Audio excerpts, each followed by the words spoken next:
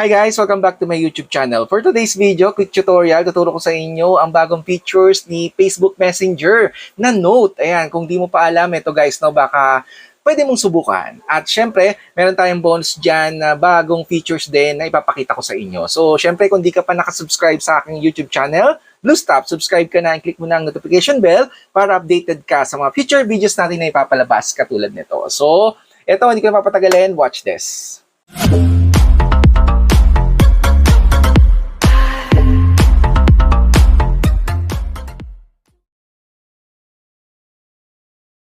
So ito guys, punta tayo muna sa ating mga Google Play Store or Apple Store sa ating mga smartphone. So kailangan natin i-update ang ating Facebook Messenger application.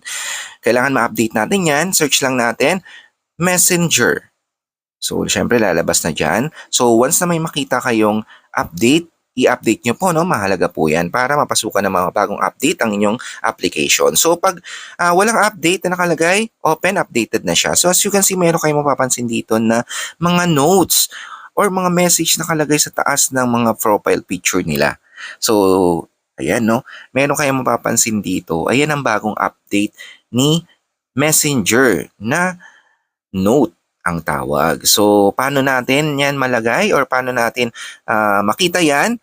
Ito ituturo ko sa inyo guys, no? At bagong-bagong update na baka hindi nyo pa alam. So dito may makikita kayo sa profile picture nyo na plus sign.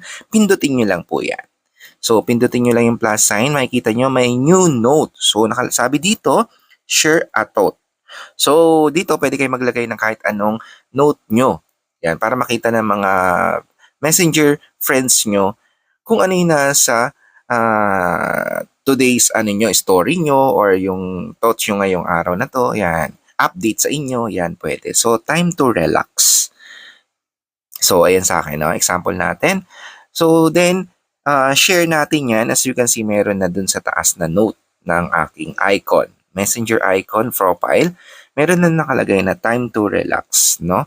So, ayan guys, no, tatagal lang ito ng 24 hours at hindi makikita ng iyong mga friends na naglagay ka. So, makikita lang nila dito once mag-open sila ng Messenger. So, punta tayo dito sa ating mga settings.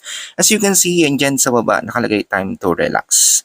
Yan. At meron ditong bagong update, bonus sa inyo. Papakita ko sa inyo guys na ang features na supervision. Yan. So, yung supervision na yan, nagagamit ito para sa mga anak nyo guys na pwedeng nyong ma-connect yung mga messenger sa kanila. So, mag-create invite lang tayo dito guys.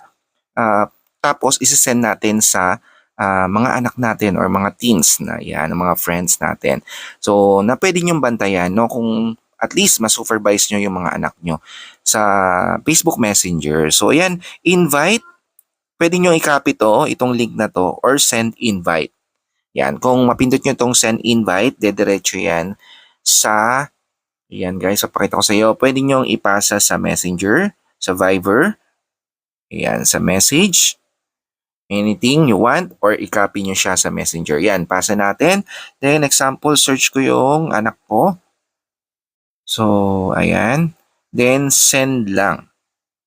Click nyo lang tong send, automatic masasend sa kanya yung invite ng supervision. So, yan, makaka-access ka sa kanyang messenger, makikita mo yung mga message niya. So, napakaganda do, at least na monitor mo yung anak mo. So, pwede nyo nang itry at bagong update to ni Facebook Messenger.